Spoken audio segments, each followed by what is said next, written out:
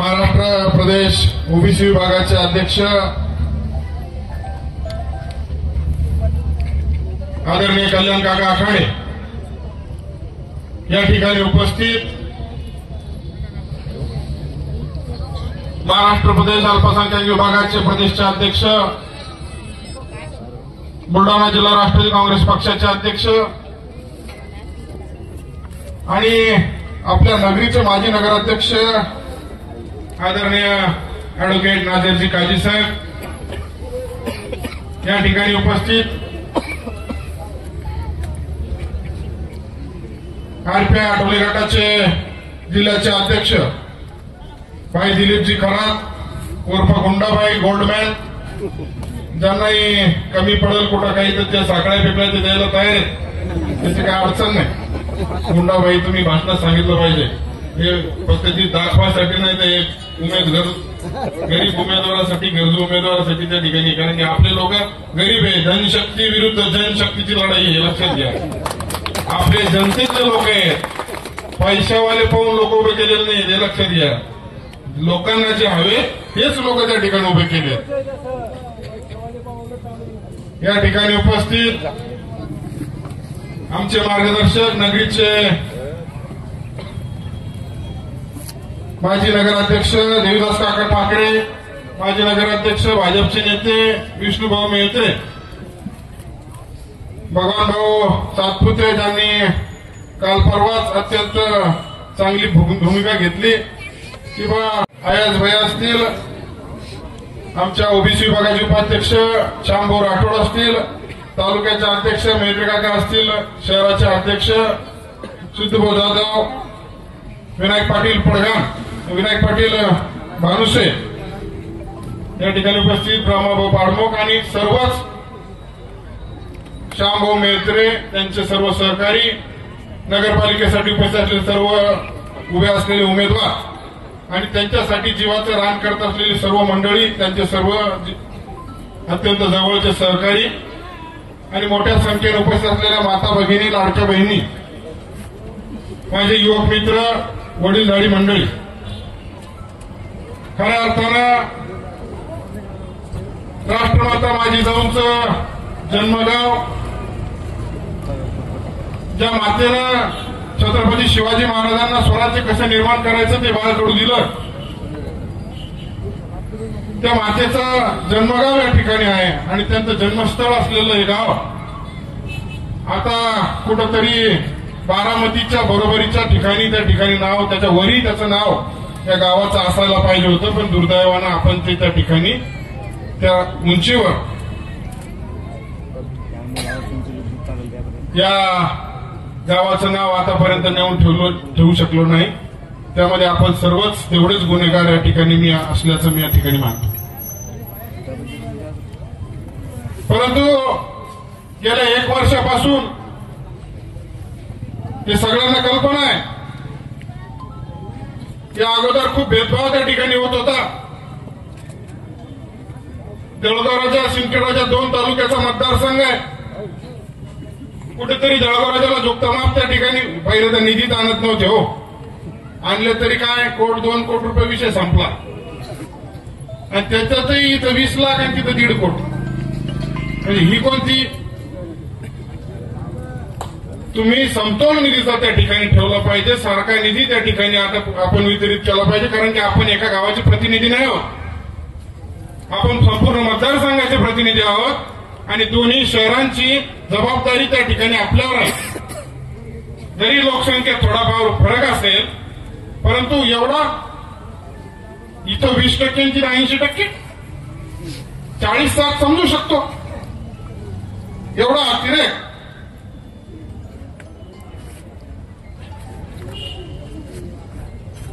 त्या ठिकाणी या मंडळीने अगोदर केला. परंतु या वर्षभरात काजी साहेब असतील, देवदास भाऊ असतील, विष्णू भाऊ असतील, या सर्व मंडळीला कल्पना आहे की आपल्या जरी नवीन आपण होतो, आपल्याला निधी यावर्षी फार कमी या ठिकाणी मिळाला, परंतु जोही निधी मिळाला या ठिकाणी आपण 18-19 कोटीचे कामं या ठिकाणी आणण्याचं काम आपण आपल्या या 1 वर्षाच्या काळामध्ये केलंय. आणि असे नाही कमाईचे काम कोणतेच नाही, लक्षात घ्या. ठेकेदार आमच्यात नाही, श्याम भाऊनी सांगितलं, देवदास भाऊनी सांगितलं, एकही ठेकेदार आमच्यात नाही. आणि आमचे पोट भरलेले ते लक्षात घ्या. यांच्यासारखे कुंभकर्णी पोट नाहीत आमचे कोणासारखे. यांना सगळं असूनही कितीकच खायचं सुस्त आहे. आता यांनी इतके आरोप, एवढे आरोप सहन जर होत असेल तर त्या माणसाला नाव काय ठेवावं असंच मला या ठिकाणी वाटतंय. कारण की इतके तुम्ही स्पष्ट त्या ठिकाणी आरोप आणि त्यांचे पराक्रम त्या ठिकाणी या ठिकाणी सांगता, तर खऱ्या अर्थानं कोणत्याही अशा उमेदवाराला निवडणूक लढवायची त्या ठिकाणी अधिकार, नैतिक अधिकार त्या ठिकाणी नाही, असं माझं मत. जर खरोखर माझी चूक असेल तर मी त्या ठिकाणी भविष्यात निवडणुका लढणार नाही. ही भावना प्रत्येक लोकप्रतिनिधी त्या ठिकाणी असली पाहिजे. चांगल्या विचाराचे लोक तुम्ही त्या ठिकाणी निवडून दिले पाहिजे.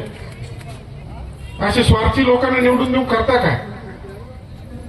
अहो तिकडे देवळगावला गेला आता दोघं एकाच गाडीत बसते, समृद्धी जवळ जाते साहेब. आता इकडे आले की दोन वेगळ्या ठिकाणी प्रचार करतात. ते दोघे सारखेच आहेत. इकडे काय आहे, इकडं आले की दोन वेगवेगळ्या रॅलीत जातात. इथून निघाले दोन गाड्यात असतात, आलं वेगवेगळ्या समृद्धीच्या पुलाखाली उतरतात आणि एकाच गाडीत बसतात आणि देवळगावला एकत्र प्रचार करतात.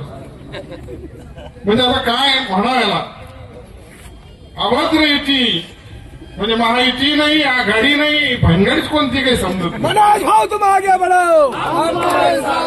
आता त्यांना वाटतं मी कुठेतरी फिरायला गेलो, हनीमूनला काही असं म्हटले, आता काही त्यांचं त्यांना माहिती. तर मग तसा असतो तर एकत्र येऊन लढायचं काम नसतं पडलं ना. भीती कशाची तुम्हाला? तुम्ही घाबरता कशाला? जर तुमचे काम आहेत, तुमच्याजवळ शक्ती आहे, तर तुम्हाला आमच्यासारख्या छोट्या माणसाच्या विरोधात एकत्र यायची गरज त्या ठिकाणी पडली नाही पाहिजे. असो, खरं तर दिल्ली ते गल्लीपर्यंत आज महायुतीचं सरकार आहे. वर मोदी साहेबांपासून महाराष्ट्रामध्ये फडणवीस साहेब असतील, अजितदादा असतील, या सर्व मंडळीचं महायुतीचं सरकार आहे. आणि गावाचा, आपल्या गल्लीचा विकास केव्हा होत असतो तर एकच माणसाची सत्ता खालूपासून वरपर्यंत जर असली तर सरळ हाताने निधी आणण्याचं काम, त्यांच्या हातून योग्य मार्गाने निधी वितरण करून योग्य लोकांच्या योग्य घटकापर्यंत तो निधी पोहोचवण्याचं काम त्या ठिकाणी होत असते.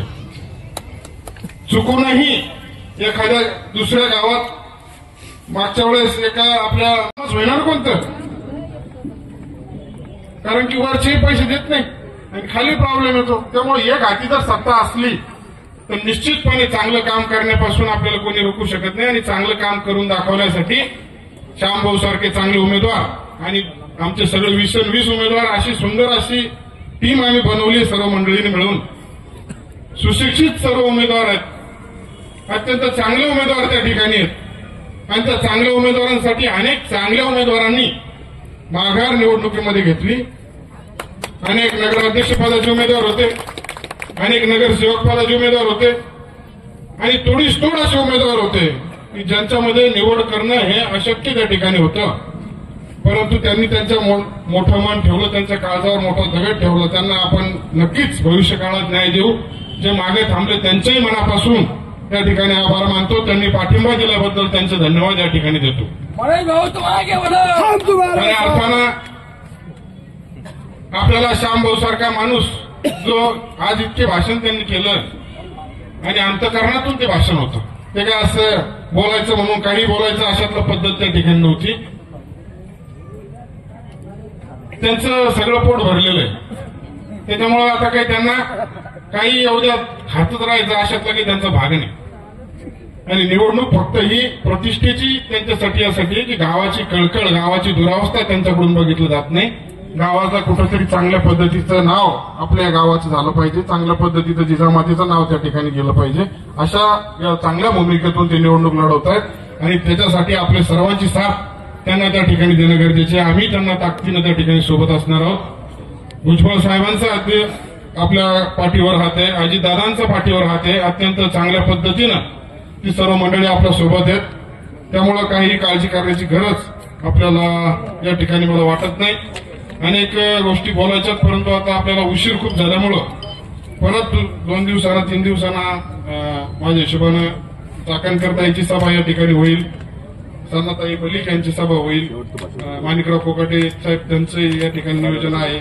उद्याही अजितदादांची सभा देवळगावराजा इथे लागलेली आहे सायंकाळी 5:30 वाजता. तर त्याची तयारी आता करायची आहे. तर सर्वांनी जो विश्वास श्यामभाऊवर आतापर्यंत ठेवला त्यापेक्षाही किती पटीनं ते श्यामभाऊ अत्यंत चांगले माणसं उमेदवार या ठिकाणी मिळाले. जरी श्यामभाऊ वेळेवर आले तुम्ही, परंतु हरकत नाही, तुमचंही योगदान म्हणजे तुमचे नशीब म्हणावं लागेल त्याला. आणि खरोखर चांगला उमेदवार आम्हाला सर्वांना मिळाला. कारण काळजीसाहेब असतील, देवदास भाऊ असतील, विष्णू भाऊ असतील, यांच्या सगळ्यांच्या मध्ये तुम्ही येतात हे लक्षात घ्या. अरे कारण हे म्हणजे सगळं त्यांच्या मनाचा मोठेपणा आणि तुम्हाला त्यांनी समोर केलंय. तर त्याच्यामुळं माझ्या हिशोबानं देवदास भाऊ तुम्ही 11-12 वर्ष काहीतरी अध्यक्ष राहिले, तुम्ही 5-1 वर्ष राहिले असेल, विष्णू भाऊ काळजीसाहेब 2.5 वर्ष राहिली. परंतु हे जे कामं आतापर्यंत दिसत आहेत हे या तिघांच्याच काळातले आहेत. यांनी तर काही केलंच नाही, फक्त बिघडवायचं कामं केले आतापर्यंत. आणि आता जर श्यामभाऊ हे पुढचे 5 वर्ष एक हाती त्या ठिकाणी दिले तर निश्चितपणे या चौघांच्या मेंदूने जे विकास या आपल्या शहराचा होईल तो मला वाटत नाही भविष्यात कधी होईल. त्यामुळे हे 5 वर्ष एक हाती सत्ता 20-0 21-0 या पद्धतीने निकाल आपल्याला तुम्ही लावून द्या अशी मी कळकळीची विनंती करतो सगळ्या उमेदवारांना. घड्याळ आणि कमळ या चिन्हावर या समोरील बटन दाबून भरभरून मतदानाचा आशीर्वाद आपण या ठिकाणी द्यावा अशी मी कळकळीची विनंती करतो. धन्यवाद. थांबतो.